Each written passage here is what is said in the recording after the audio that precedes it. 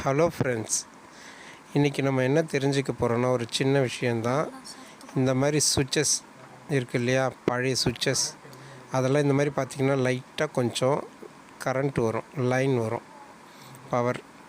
என்னன்னு கேட்டிங்கன்னா, இந்த மழை டைம் குளிர் டைமில் இந்த மாதிரி அந்த சுவிட்சஸில் ஃபாக் மாதிரி ஃபார்ம் ஆகிடும். இல்லை நம்ம அந்த ஈரக்கையோடு திறனோம் இல்லையா, கிச்சனில் பாத்ரூமில், அது போக போக போக இந்த சுவிட்சஸ்க்கு வந்து இந்த மாதிரி இஷ்யூஸ் வரும்.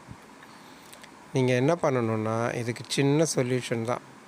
என்னன்னு கேட்டிங்கன்னா, ஒரு ஹேர் ட்ரையரை போட்டு நல்லா அது ஹீட் ஆகிற அளவுக்கு அந்த சுவிட்சஸ் நல்லா நீங்கள் வந்து ஹேர் ட்ரையரை போடணும். இப்போ நான் போடுறேன் பாருங்கள்.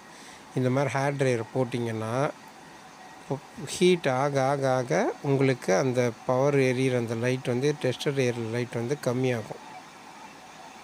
இதை நீங்கள் நல்லா செக் பண்ணிக்கணும். ஏன்னா குழந்தைங்க இருப்பாங்க, வயசானவங்க இருப்பாங்க, அவங்களுக்கு சேஃப்டி. இது மட்டும் இல்லை, பாத்ரூம் சுவிட்சஸ் எங்கெங்கெல்லாம் ஈர கையோடு போடுறீங்களோ அந்த மாதிரி இருக்கிற இடத்துல சுவிட்சஸ் எல்லாத்தையும் இந்த மாதிரி டெஸ்டர் வச்சு அப்பப்போ செக் பண்ணிக்கணும்.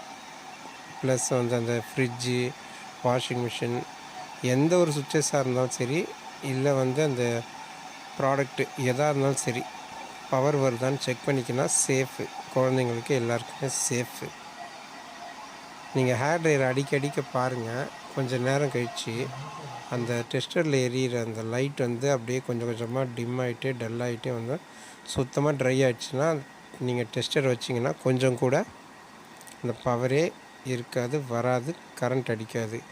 இன்கேஸ் அப்படியும் ஒரு 2-3 மினிட்ஸ் அடிங்க.